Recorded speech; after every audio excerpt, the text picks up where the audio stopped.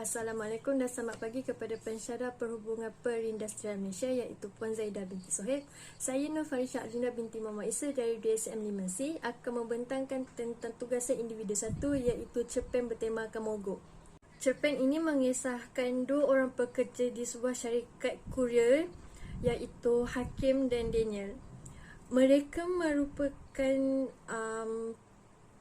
pembantu ataupun backup rider kepada staf-staf yang lain ataupun rider-rider yang lain jika rider tersebut mempunyai masalah ataupun tidak datang kerja mahupun bercuti. Jadi tugas mereka berdua iaitu Hakim dan Daniel akan menggantikan tempat pekerja yang tidak hadir itu, sama ada menghantar barang, buat outbounding, untuk scan barang dan sebagainya. Apabila Hakim dan Daniel berasa sangat selesa dengan pekerjaan mereka, lama-kelamaan mereka diserap masuk sebagai staf kekal di sebuah syarikat kurier tersebut. Pada awalnya, tiada apa-apa permasalahan yang berlaku di syarikat tersebut. Semua pekerjanya baik, bekerjasama, saling tolong-menolong antara satu sama lain, dan pihak majikan pula tiada apa-apa permasalahan yang ditimbulkan. Tetapi memandangkan sekarang COVID-19 semakin menular di seluruh negara dan juga menular agak teruk di Malaysia, banyak sektor-sektor ekonomi pihak kerajaan perlu tutup, di mana tiada aktiviti perniagaan di luar, pusat membeli belah tidak boleh beroperasi kerana takut jangkitan tersebut makin merebak. Namun memberi kesan kepada bahagian perkhidmatan syarikat kurier.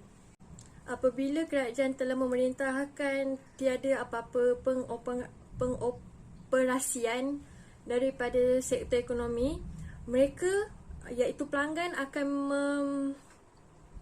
membeli secara atas talian melalui aplikasi Shopee, Lazada, apa-apa saja. Jadi yang terkesannya kepada ini ialah syarikat kurier yang Hakim dan Daniel itu bekerja, di mana pada mula-mula awalnya PKP, syarikat kurier tersebut menerima agak banyak bungkusan yang dibawa daripada hub Kuala Lumpur ke hub Johor Bahru. Hakim, Daniel serta rakan-rakannya lain amat terkejut dengan perlambakan bungkusan-bungkusan yang diterima daripada Kuala Lumpur ke Johor Bahru. Bukan sahaja satu buah lori yang muatannya 10 tan, malah 2 buah lori pada awalnya.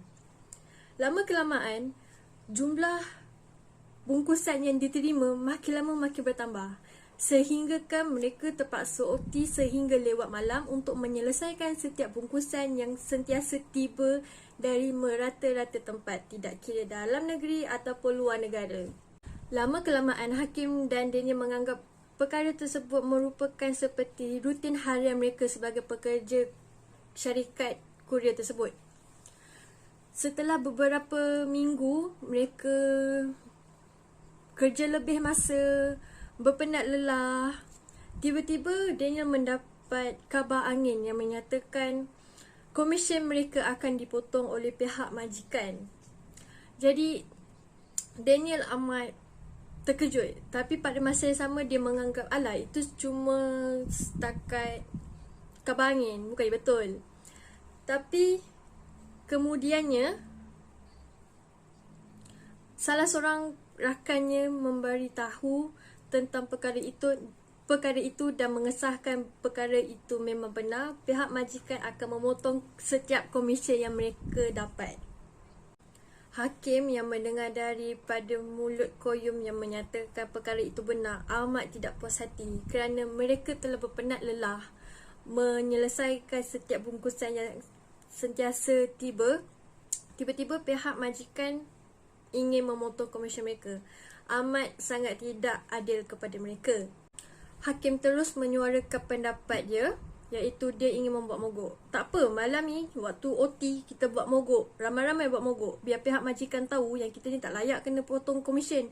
Apa taknya kita dah penat kot buat OT, lepas tu hantar parcel berpuluh-puluh, beratus-ratus setiap hari, dah 2 bulan ni, takkanlah nak kena potong komisen. Ujarnya seperti itu. Majoriti staf di situ amat setuju dengan sokongan, dengan pernyataan yang Hakim keluarkan. termasuk juga Daniel. Mereka pun mulalah membuat mogok ketika waktu OT berlangsung.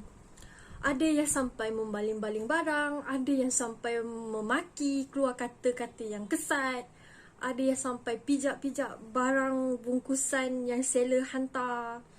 Daniel di situ amat terkejut dengan situasi yang sedang berlaku, di mana dia berkata dalam hatinya, seteruk-teruk aku, walaupun aku pun mogok, tak adalah sampai tahap baling dan pecahkan barang-barang pelanggan ataupun customer. Ni dah makin teruk. Mungkin kita semua akan kena tindakan.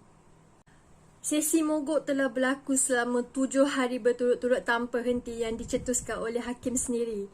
Pada satu hari, sedang Daniel sibuk menguruskan bungkusan-bungkusan yang perlu dihantar, tiba-tiba salah seorang kawannya iaitu Koyum datang kepada Daniel dan mengatakan, "Daniel, hakim sekarang tengah mengamuk dekat kaunter depan."